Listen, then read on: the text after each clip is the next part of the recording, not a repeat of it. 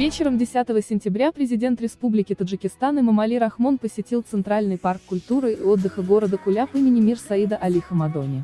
У входа в Центральный парк президента Эмомали Рахмона встречали счастливые таджикские юноши с особой искренностью и безграничной преданностью. Следует отметить, что Центральный культурно-развлекательный парк Куляба имени Мир Саида Али Хамадони полностью превратился в прекрасный центр отдыха для жителей и гостей города Куляба. Общая площадь сада составляет 9 гектаров. В парке есть две современные спортивные площадки для футбола, волейбола, баскетбола и тенниса.